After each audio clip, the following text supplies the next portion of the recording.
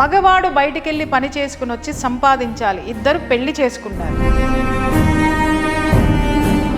కన్నటువంటి పిల్లల్ని ఆ ఇంటిని సముదాయించుకోవాలి భార్య అనేటటువంటి పదార్థం. ఎక్కడ చూసినా దేవాలయాల నిర్మాణం ఎక్కువగా జరుగుతుంది ఈ మధ్య. సో ఇది సనాతన ధర్మంలో భాగమే అంటారా? కూల్చిన దాన్ని కట్టలేని వాడివి కొత్తది కట్టి కూల్చడానికి ఇస్తావా?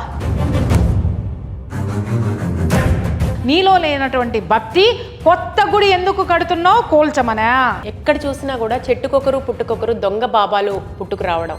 ఉమ్మేసే బాబా ఒకరు అంటారు, ఎంగిల్ నీళ్ళు ఇచ్చే బాబా ఒకరు, తన్నే బాబా ఒకరు. సో విచిత్రంగా ఉంటున్నాయి ఆ బాబాలు ఇచ్చే ఒక పద్ధతి కూడా. ఇప్పుడు నేను ఈ ఉమ్మేసే బాబాల్ని, తన్నే బాబాల్ని, తన్నించుకునే బాబాల్ని ఆ ప్లేస్ వదులు ఇంకో చోటుకి రమ్మని వీళ్ళందంటారు, వీళ్ళ ముఖం మీద ఉమ్మేస్తారు.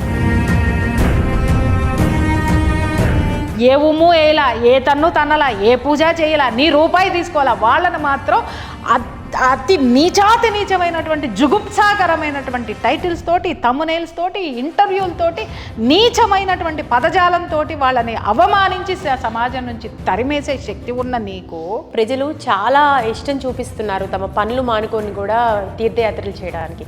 ఇది సనాతన ధర్మ వ్యాప్తిలో భాగం అంటారా, లేక పాపం పెరిగిపోయింది అనుకోవచ్చు? ఎవరో వెళ్తే అక్కడికి వెళ్ళి స్నానం చేసి వస్తే, అక్కడికి వెళ్ళి ఆ గుడికి వెళ్ళి వస్తే ఏదో జరిగింది కాబట్టి మనం కూడా పోదాం. వెళ్ళిపోతా ఉంటారు. ఎందుకు వెళ్తున్నారు? దేవుడి మీద భక్తితో వెళ్ళట్లా. మన పెద్దవాళ్ళు ఏ ఆచార వ్యవహారాలు పెట్టినా కూడా దాని వెనకాల ఇంత పరమార్థం ఉంటుంది. మీరు ఇందాక వాటర్ గురించి చెప్పినట్టు ప్రతి ఒక్క క్రతువులోనూ ఉంది తల్లి. నిన్ను నువ్వు ప్రక్షాళన చేసుకోవడమే. అలాగే భక్తి చూస్తే కమర్షియల్ అయిపోయింది. ఇప్పుడు మీరు చెప్పినట్టు ఎవరికి కూడా భక్తితో ఏదో దేవ దర్శనము, దానివల్ల మన ఆత్మ సంతృప్తి ఇటువంటివి ఏమీ లేవు.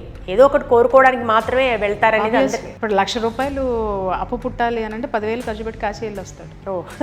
అర్థమైందా మీకు? అరే ఆ 10,000 నీ దగ్గర ఉండి ఈ 1,00,000 రూపాయలు సంపాదించడానికి ఈ 10,000తో నేనేం చేయగలను? అప్పు చేసి మరీ వెళ్తాడు మళ్ళీ ఆ 10,000 కూడా. గంగలో అన్ని ప్రక్షాళన అవ్వడానికే వస్తున్నాయనే తత్వమే నీలో లేనప్పుడు నువ్వు ఎన్నిసార్లు గంగకి వెళ్తే ఏమి, ఎన్నిసార్లు కాశీకి వెళ్తే ఏమి, ఎన్ని మునకలు వేస్తేనేమి. ఇప్పుడు రీసెంట్గా అఘోరి తెలిసిన విషయమే. మన తెలుగు రాష్ట్రాల్లో ఎంత సంచలనంగా మారిందో, ఎంత సంచలనం చేశారో.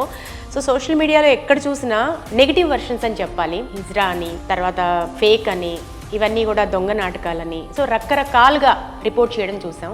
అయితే ఒక పాజిటివ్ ఆస్పెక్ట్లో ఒక మహిళ అఘోరీగా సాధన చేసి అఘోరీగా మారే అవకాశమే లేదంటారా? ఒకటే నేను చెప్పాను, she's not hijra, she's not transgender. అమ్మాయి వ్యభిచారం చేసేసింది, వ్యభిచారురాలు అని చెప్పేసి అని ఎన్ని ఛానల్స్ కూసి కూసి కూసి పెట్టినాయో.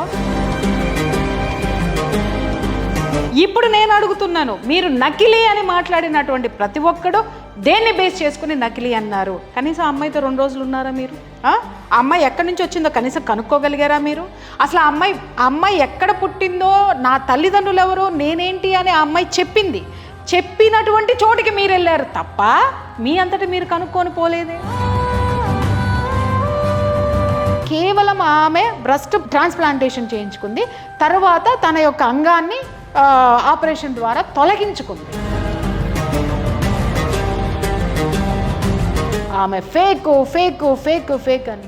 How can she? అంటే ఇటు సోషల్ మీడియాకు కావచ్చు, అటు మీడియాకు కావచ్చు, చాలా ప్రధానమైన సమస్యలు ఉన్నాయి. సామాజిక స్పృహతో పనిచేయాల్సిన బాధ్యత ఉంది. కానీ ఇట్లా వ్యక్తి టార్గెట్గా ఈ రకమైనటువంటి స్టోరీస్ రిపోర్ట్ చేయడం కానీ, ఈ రకమైన జర్నలిజం కానీ ఎట్లాంటి పరిస్థితులకు దారితీసే అవకాశం ఉందంటారు? వాళ్ళకి డబ్బు మీద స్పృహ తప్ప సమాజం మీద ఎక్కడుందమ్మా? రెండోది journalism. This is not called journalism Shirisha గారు.